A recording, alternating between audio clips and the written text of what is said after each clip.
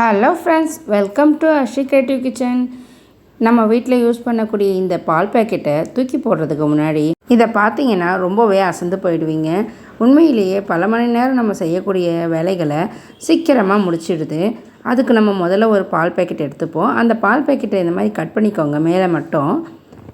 இதை எதுக்கு யூஸ் பண்ண போகிறோம் அப்படின்னு பார்த்தீங்கன்னா, ஆயில் ஊற்றிட்டு எண்ணெய் பாட்டில் கீழே வைப்போம். அப்போ வந்து கவுண்டர் டாப்பெல்லாம் ஆயில் ஆகிடும். அதுலேருந்து ஆயில் வழிஞ்சு கீழெல்லாம் ஆகும். அந்த மாதிரி ஆகாமல் இருக்கிறதுக்கு இந்த ஆயில் பாட்டிலை இந்த கவருக்குள்ளே போட்டு வைக்கும்போது கீழே ஆயில் ஆகாது. ரொம்பவே ஈஸியாக இருக்கும். நம்ம பூரி பஜ்ஜி இதெல்லாம் போட்டுட்டு மீதி இருக்கிற எண்ணெயை இந்த மாதிரி ஒரு குட்டி கண்டெய்னரில் போட்டு வைப்போம். இந்த மாதிரி செராமிக் கண்டெய்னர்லாம் யூஸ் பண்ணும்போது அதுக்கு அடியில் எண்ணெய் வழிஞ்சு அடியில் வந்து எண்ணெய் படிஞ்சு கரக்கரையாக ஆகும். அந்த மாதிரி இல்லாமல் இருக்கிறதுக்கு நம்ம இந்த மாதிரி பால் பேக்கெட்டை இந்த ஆயில் ஊற்றி வைக்கிற இந்த செராமிக் கப்புக்கு சட்டை போடுற மாதிரி போட்டு வச்சுருவோம். அந்த மாதிரி சட்டை போடுற மாதிரி போட்டு வச்சிட்டோம்னா நம்ம அடியில் வழிகிற எண்ணெய் எல்லாமே இந்த பால் பேக்கெட்டை இருக்கும். வாரத்துக்கு ஒரு வாட்டி நம்ம இந்த பால் பேக்கெட்டை மாற்றிக்கலாம். இப்போ இந்த மாதிரி எடுத்து நம்ம இது பண்ணும்போது அடியில் கண்டிப்பாக வழிய தான் செய்யும். இது நம்மளுக்கே தெரியாது. இந்த டிப்ஸ் ரொம்ப யூஸ்ஃபுல்லாக இருக்கும். ட்ரை பண்ணி பாருங்கள். இப்போ செராமிக் கப்புக்கு ஒரு சட்டை போட்டாச்சு. இப்போ நம்மளுடைய கைகளுக்கே ஒரு சட்டை போட்டுப்போம். இந்த மாதிரி பால் பேக்கெட் எடுத்து மேல் பகுதி மட்டும் கட் பண்ணிவிட்டு நம்ம கைகளுக்கு ஒரு சட்டை மாதிரி போட்டுப்போம். இப்போ இதை என்ன பண்ண போகிறோன்னா, நம்ம வீட்டில் இருக்கிற டைனிங் டேபிள் இருக்கும். அது மேலே பார்த்திங்கன்னா அழுக்கு இருந்துட்டு தான் இருக்கும். நம்ம தான் தொடச்சிட்டே இருந்தோம்னாலும் காற்றுல வெளியிலேருந்து வரக்கூடிய மண் படிக்க தான் செய்யும். அதுக்கு நம்ம ஒன்றும் பண்ண முடியாது. டஸ்ட்டு வந்து படிஞ்சிட்டே இருக்கும். பாருங்கள், தொடச்சி எடுத்தோடனே அதில் எவ்வளோ மண் வருது பாருங்கள்.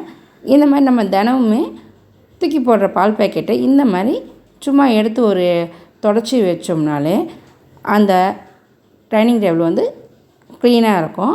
இதுவும் வந்து உங்களுக்கு ரொம்ப யூஸ்ஃபுல்லாக இருக்கும். பாருங்கள் எந்த அளவுக்கு இருக்குதுன்னு. இந்த மாதிரி நம்ம தேய்ச்சி கொடுக்கும்போது அழுக்கு எங்கன்னா இருந்துச்சுன்னா அதுவும் கூட அந்த கவரில் இருக்கிற பிசுபிசுப்பே போதும் இந்த அழுக்கை தேய்ச்சி எடுக்கிறதுக்கு. இதுக்காக நம்ம எந்த ஒரு சொல்யூஷனுமே தேவை கிடையாது.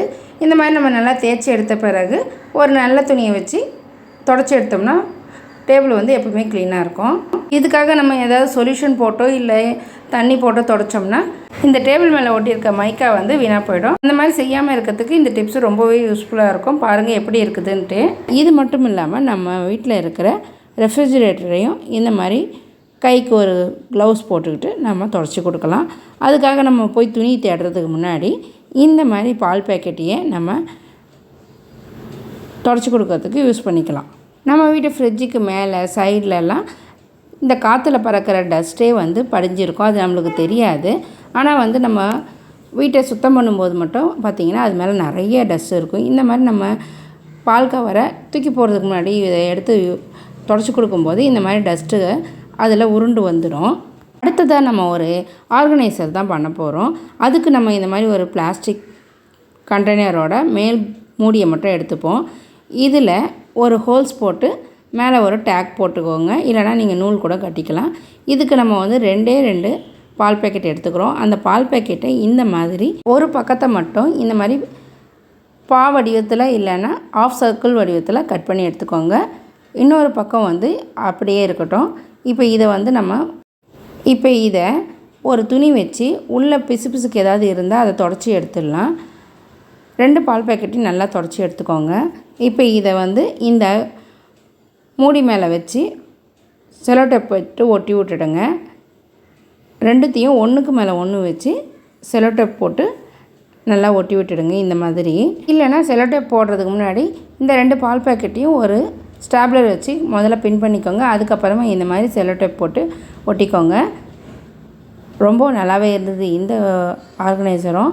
நம்மளுக்கு ரொம்பவே யூஸ்ஃபுல்லாகவும் இருக்கும்.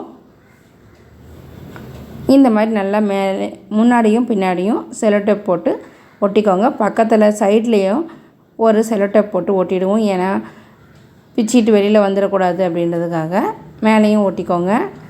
இந்த மாதிரி பிளாஸ்டிக் மூடி இல்லைன்னா நீங்கள் ஏதாவது ஒரு கார்ட்போர்டு அட்டை மாதிரி இருந்தால் கூட நீங்கள் யூஸ் பண்ணிக்கலாம். இந்த மாதிரி நம்ம அந்த அட்டையை விட்டு இல்லை இந்த மூடியை விட்டு வெளியில் வராமல் அளவுக்கு சைடில் எல்லா இடத்துலையும் ஒரு டேப் ஒன்று போட்டுக்கிட்டிங்கன்னா அது பர்ஃபெக்டாக அழகாக நின்றுடும். இப்போ இதை எதுக்கு நம்ம யூஸ் பண்ண போகிறோம்னா, நம்ம யூஸ் பண்ணிவிட்டு மீதி வைக்கக்கூடிய இந்த மசாலா ஐட்டம், பூஸ்ட்டு, காஃபி தூள் பேக்கெட்டு இதெல்லாம் வந்து இந்த மாதிரி நம்ம இதில் போட்டு நம்ம கண் முன்னாடி கேஸ் ஸ்டவ் பின்னாடியே நம்ம மாற்றி வச்சிட்டோம்னா நம்மளுக்கு எடுத்து யூஸ் பண்ணுறதுக்கு ஈஸியாக இருக்கும்.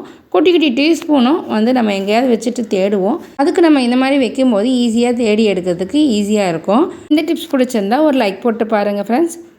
நம்மளுடைய கிச்சனை ரொம்ப அழகாக வச்சுக்கிறதுக்கு எல்லாருக்குமே பிடிக்கும். அதுக்கு நம்ம இந்த மாதிரி ஒரு பால் பேக்கெட்டில் கொஞ்சமாக மண் கொட்டி அதில் இந்த மாதிரி வந்து ஒரு மணி பிளான்ட் நட்டு வச்சு ஒரு ஓரமாக வச்சுக்கிட்டோம்னா ரொம்ப அழகாகவே இருக்கும். நம்மளுக்கும் ஒரு பாசிட்டிவ் எனர்ஜி கிடைக்கும் இல்லைங்களா? அது மட்டும் இல்லாமல் இந்த மாதிரி ஒரு கவரில் இந்த மாதிரி மண் போட்டு நம்ம இந்த மாதிரி வெந்தயம் இல்லை கீரை இதெல்லாம் போட்டு வச்சோம்னா நம்மளுக்கு ஒரு வாரத்திலே கீரை கிடைக்கும். அதுக்கு ரொம்ப யூஸ்ஃபுல்லாக இருக்கும் இந்த கவரு. பிளாஸ்டிக் கண்டெய்னர் இல்லைன்னா இதை மாதிரியும் நம்ம செய்யலாம். வாங்க நெக்ஸ்ட் இப்போ என்னன்றதை பார்த்துடலாம்.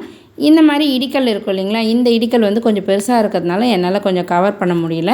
பட் ஆனால் இதை விட சின்னதாக இருக்கிறதெல்லாம் வந்து நீங்கள் அழகாக இந்த மாதிரி வச்சு மேலே ஒரு ரப்பர் பேண்ட் போட்டுக்கலாம். இது மாதிரி பெரிய கல்லாக இருந்துச்சுன்னா கயிறு எடுத்து கட்டிக்கலாம். உங்களுக்கு அப்பப்போ நூலை வந்து அவுக்க வேண்டி இருந்ததுன்னா இந்த மாதிரி மேலே போட்டுட்டு இந்த மாதிரி அந்த கல்லையே மேலே தூக்கி வச்சிட்டோம்னா ஒரு வெயிட் வச்ச மாதிரி இருக்கும். எந்த பூச்சிகளும் உள்ளே போகாது.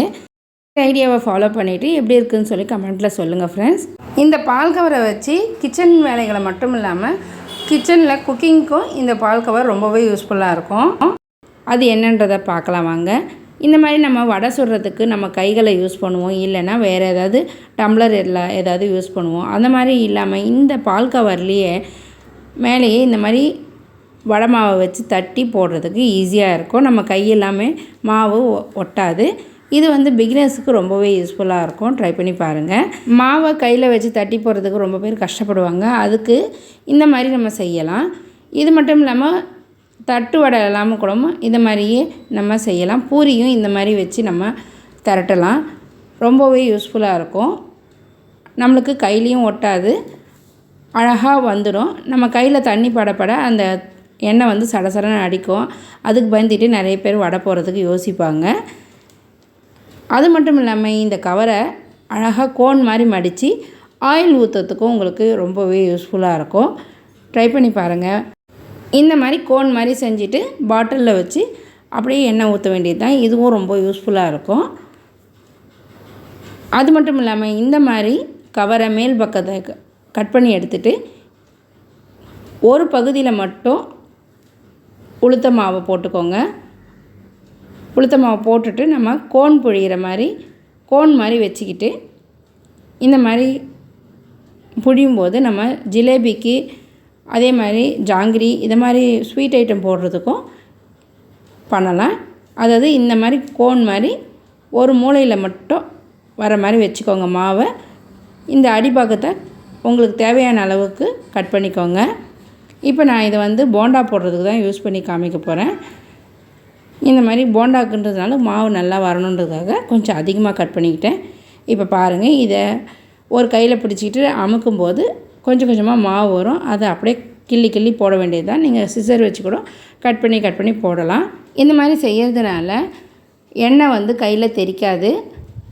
ரொம்ப யூஸ்ஃபுல்லாக இருக்கும். ட்ரை பண்ணி பாருங்கள். யார் வேணாலும் அழகாக வடையை போட்டு எடுத்துடலாம். அந்த மாதிரி இருக்கும். இதே மாதிரி நம்ம ஜிலேபி போடுறதுக்கும் ஜாங்கிரி போடுறதுக்கும் கூட நம்ம யூஸ் பண்ணிக்கலாம். இந்த டிப்ஸ் நிறைய பேருக்கு யூஸ் ஆகும் அப்படின்னா ஷேர் பண்ணி விடுங்க. இதே டிப்ஸை ஃபாலோ பண்ணி நம்ம மெஹந்தி வைக்கிறதுக்கும் யூஸ் பண்ணிக்கலாம். நம்ம வீட்டு சிங்கை நல்லா கழுவிட்டு தொடச்சி எடுத்துகிட்ட பிறகும் மேலே புள்ளியாக இருக்கும் தண்ணியில் இருக்கிற உப்புக்கரை. அந்த மாதிரி இருக்கிறத இந்த மாதிரி பால் கவரை பிரிச்சுட்டு உள்பக்கமாக வச்சு நம்ம நல்லா தேய்ச்சி கொடுக்கும்போது அந்த உப்புக்கரெல்லாம் நல்லாவே போயிடுது. இப்போ பாருங்கள், இதை நான் கழுவிட்டு காமிக்கிறேன். நீங்களும் இந்த மாதிரியே செஞ்சுட்டு கழுவி வச்சுடுங்க. அப்போ வந்து கரப்பாம்பூச்சி எதுவும் வராது. நீங்கள் அப்படியே விட்டிங்கன்னா தான் கரப்பாம்பூச்சி வர்றதுக்கு வாய்ப்பு உண்டு. ஏன்னா அந்த பால் கவரில் இருக்க வாசனைக்காக கண்டிப்பாக வரும். அதனால் இது வந்து நம்மளுடைய கிச்சன் சிங்கை வந்து புதுசு போல் பளபளன்னு வைக்கிறதுக்காக தான் இந்த டிப்ஸு நான் சொல்கிறேன். இப்போ இது நல்லா நான் தேய்ச்சி கொடுத்துட்டேன். இப்போ கழுவிட்டு காமிக்கிறேன் பாருங்கள் எப்படி இருக்குது அப்படின்னு சொல்லிட்டு. ரொம்ப நல்லாவே இருந்தது. நான் இந்த டிப்ஸை யூஸ் பண்ணி பார்த்துட்டு தான் சொல்கிறேன். கழுவின பிறகு எப்படி இருக்குது பாருங்கள் நீங்களே. நான் சொன்ன இந்த டிப்ஸ்லாம் உங்களுக்கு ரொம்ப பிடிச்சிருந்தா ஒரு லைக் அண்ட் ஷேர் பண்ணி விடுங்க. மறக்காமல் சேனலையும் சப்ஸ்கிரைப் பண்ணிக்கோங்க ஃப்ரெண்ட்ஸ். தேங்க்ஸ் ஃபார் வாட்சிங். பாய்.